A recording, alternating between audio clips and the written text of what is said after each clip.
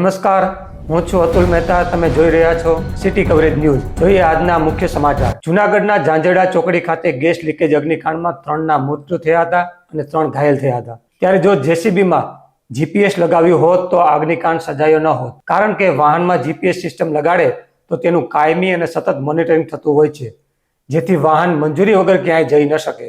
તેમ છતાં પણ વાહન ગયું હોય તો તે ક્યાં ગયું છે તેની જાણ થાય. જો કોર્પોરેશનની સૂચના સિવાય કોઈ પણ બીજા કામ માટે જેસીબી ગયું હોય તો તેની જાણ તુરંત થાય અને તેને રોકી શકાય. ઝાંઝરડા ચોકડી ખાતે પણ કોર્પોરેશનની મંજૂરી વગર જેસીબી ખોદકામ કરવા માટે ગયું હોવાનું ચર્ચાઈ રહ્યું છે, જેને કારણે આ દુર્ઘટના સર્જાઈ હતી. હિમાચલ પ્રદેશથી 70 યાત્રાળુઓની બસ સોમનાથ મહાદેવની યાત્રાએ નીકળી હતી. યાત્રાળુઓ સોમનાથ મહાદેવના દર્શન કરી પરત ફરતી વખતે જૂનાગઢ નજીક પહોંચ્યા હતા. તે દરમિયાન એક યાત્રાળુની તબિયત બગડી હતી. અજાણ્યો પ્રદેશ હોય તેવો આશરો અને સારવાર આપે તેવા સ્થાનોની શોધમાં હતા. દરમિયાન કોઈએ જલારામ ભક્તિધામ પહોંચી જવાનો રસ્તો બતાવ્યો. બધા યાત્રાળુઓ જલારામ ભક્તિધામમાં આવ્યા. દરમિયાન જાણ થતાં ગિરનારી ગ્રુપ અને તેના સેવાભાવી સેવકો મંદિરે દોડી ગયા હતા. બીમાર યાત્રિકને પેરેલિસિસનો એટેક હતો, જેથી તેને કેજે હોસ્પિટલમાં દાખલ કરવામાં આવ્યો હતો. બાકીના યાત્રિકોને હિંમત આપી તેમના માટે રહેવા, જમવાની સુવિધા અને વ્યવસ્થા કરવા જલારામ ભક્તિધામમાં જ કરી હતી. ગુજકોસ્ટ ગુજરાત સરકાર અને શ્રી બ્રહ્માનંદજી જિલ્લા લોક વિજ્ઞાન કેન્દ્ર જૂનાગઢના ઉપક્રમે આ વર્ષનું પ્રથમ અને છેલ્લું ચંદ્રગ્રહણ કાર્યક્રમ જોવાનું આયોજન કરવામાં આવ્યું હતું. આ માટે શ્રી બ્રહ્માનંદજી લોક વિજ્ઞાન કેન્દ્રમાં વ્યવસ્થા કરવામાં આવી હતી. અહીં 3 ટેલિસ્કોપ, દૂરબીન વગેરે જેવા સાધનો દ્વારા લાલ ચંદ્ર દેખાડવામાં આવ્યો હતો.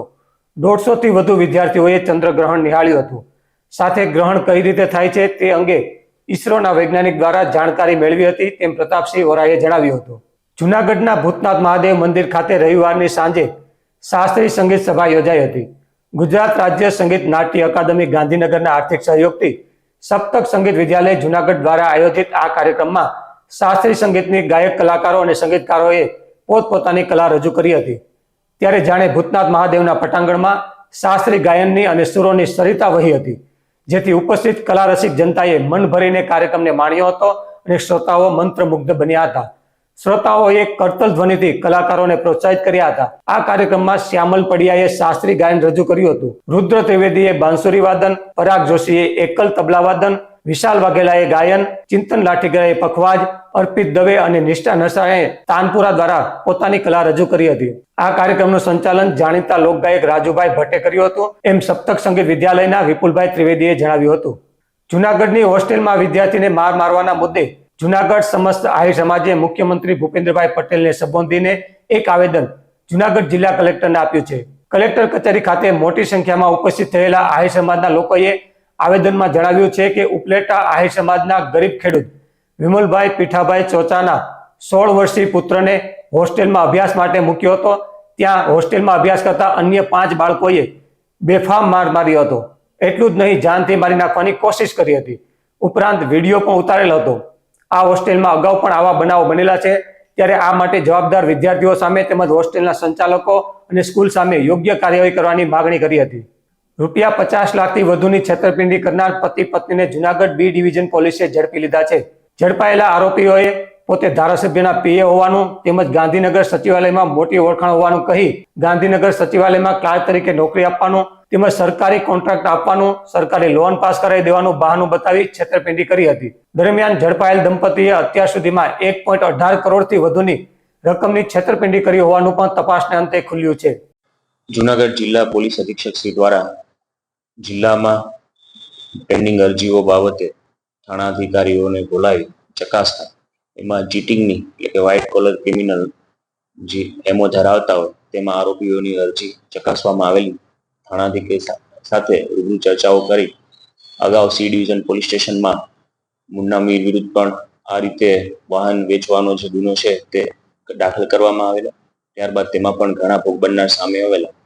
વધુ એક જે ફરિયાદી ભોગ બનનાર શિલ્પાબેન રાજેશભાઈ ભાખર કે જેમના પતિ જોશીપરામાં જે ટ્રસ્ટની હોસ્પિટલ છે તેમાં મેડિકલ ઓફિસર તરીકે ફરજ બજાવે છે, તેમને ત્યાં સારવાર માટે આવેલા રવિ ઉર્ફે રોહિત ચોવટિયા તેમના સંપર્કમાં આવેલા અને જ્યારે સારવાર માટે આવતો ત્યારે લક્ઝરિયસ કાર લઈને આવતો અને પોતે પોતાની ઓળખ એમએલએના પીએ તરીકે આપેલું. ત્યારબાદ સચિવાલયમાં પણ પોતાની ખૂબ મોટી ઓળખાણ છે. પોતે છે દિલ્હી બોમ્બે વચ્ચે જે હાઈવે છે તેના કોરિડોરમાં વૃક્ષારોપણનો ટેન્ડર તેની પાસે છે અને આ કોન્ટ્રાક્ટ માટે તેને થોડા રૂપિયાની જરૂર છે અને આમાં ખૂબ નફો થવાનો છે તેવું જણાવી આ ફરિયાદીને વિશ્વાસમાં લઈ તેમને કુલ 50,08,000 જેવી રકમ ઓનલાઈન પોતાના એકાઉન્ટમાં ટ્રાન્સફર કરાવેલી તેમજ મોટાભાગની રકમ છે રોકડા મેળવેલી.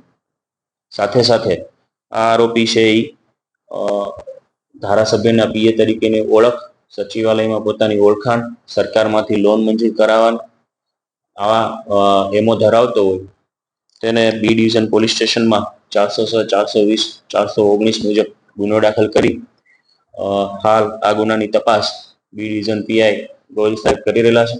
વધુ 12મી સપ્ટેમ્બરે તમામ સિનેમાઘરોમાં ગુજરાતી ફિલ્મ લાલો કૃષ્ણ સદા સહાયતે રિલીઝ થઈ રહી છે. ત્યારે આ ફિલ્મની સફળતા માટે ફિલ્મના લેખક, એક્ટર સહિતની આખી ટીમ જુનાગઢ દામોદર કુંડ ખાતે આવી હતી. અહીં વરસતા વરસાદમાં પણ રાધા દામોદરજી અને દાઉ બળદેવજીને ધ્વજા ચડાવી ફિલ્મની સફળતા માટે આશીર્વાદ માગ્યા હતા. ફિલ્મનું મોટાભાગનું શૂટિંગ જુનાગઢમાં કરવામાં આવ્યું છે. આમાં દામોદર કુંડ, નરસિંહ મહેતાનો ચોરો, વિલિંગડન ડેમ, ઉપરકોટ વગેરેનો સમાવેશ થાય છે. ફિલ્મનું પિક્ચરાઇઝેશન જુનાગઢના શુભમ ગજ્જર અને તેની ટીમના મિત પટેલ, ઉદય ગજ્જર અને દેવાંગ મહેતા દ્વારા કરવામાં આવ્યું છે. મારું નામ અંકિત સખિયા અને હું ગુજરાતી ફિલ્મ લાલોનો રાઇટર ડિરેક્ટર છું અને ફિલ્મ આખી જુનાગઢ ઉપર છે, એટલે આખી સૌરાષ્ટ્ર ઉપર છે કે જેમાં કૃષ્ણ ભગવાન આવે છે અને એક માણસ ફસાયેલો છે. જેમ કે આપણે બધા ક્યાંક ને ક્યાંક આપણા જીવનમાં એવા કોઈ શું કહેવાય ઝોનમાં ચાલી રહ્યા છે જેમાં આપણે કંઈ ખબર નથી પડી, સમજણ નથી પડી, એમાં પ્રેરણા દેવા પ્રભુ આવી રહ્યા છે. પ્રભુ તમને મળવા આવ્યા છે તો તમે એને મળશો? તો બસ પ્લીઝ, જો પ્રભુને મળવું હોય, તમારા જે ક્વેશ્ચનો છે એને આન્સરો જોતા હોય, કોઈ બી એક ક્વેશ્ચન લઈને તમારે સિનેમાઘરોમાં જવાનું છે કે પ્રભુ મને આ તકલીફ છે, તો પ્રભુ તમને એનો આન્સર આપવા રેડી હશે.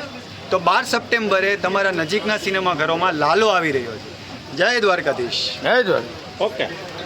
ફિલ્મ લાલો એક એવી ફિલ્મ છે કે જેમાં આજે નિરાશાવાદ બહુ છવાયેલું છે. જ્યારે આટલી બધી દુર્ઘટનાઓ થતી હોય છે તો નિરાશાવાદથી આશાવાદ સુધી કઈ રીતે આપણે જઈએ એની વાત છે. એટલે કે લાલો, અને એમાંય તે કાનુડો તો કોને પ્રિય ના હોય, અને એવો કાનુડો જો કાઠિયાવાડની ધરતી ઉપર આવે અને એ પણ કાઠિયાવાડી ખુદ બનીને આવે તો એ કેવો હોય, એ આપણો મિત્ર હોય, દોસ્ત હોય, સખા હોય, એ જોવા માટે અને ખાસ એ સંદેશો લેવા માટે તમારે લાલો જોવી જોઈએ. તારીખ 12 સપ્ટેમ્બરથી સિનેમાઘરોમાં લાલો. એશિયા કપમાં ભારત ફરી એકવાર એશિયાનું ચેમ્પિયન બન્યું છે. હરમનપ્રીત સિંહની આગેવાની હેઠળ ભારતીય ટીમે 8 વર્ષના લાંબા પ્રતીક્ષા બાદ મેન્સ હોકી એશિયા કપનો ખિતાબ જીત્યો છે. રાજગીરમાં રમાયેલી ટુર્નામેન્ટની ફાઇનલમાં ભારતીય ટીમે ડિફેન્ડિંગ ચેમ્પિયન દક્ષિણ કોરિયાને એકતરફી રીતે 4-1થી હરાવ્યું છે અને આ સાથે ચોથી વખત આ ટુર્નામેન્ટનો ખિતાબ જીત્યો છે. આ જીત સાથે ટીમ ઇન્ડિયાએ મેન્સ વર્લ્ડ કપ 2026 માટે પણ ક્વોલિફાય કર્યું છે, જે નેધરલેન્ડ અને બેલ્જિયમમાં રમાશે. સિટી કવરેજ ન્યૂઝના ડેઇલી અપડેટ માટે અમારી ચેનલને લાઇક કરો, શેર કરો અને સબસ્ક્રાઇબ કરો. આવતીકાલે ફરી મળીશું નવા સમાચાર સાથે. City coverage news, Junagadh.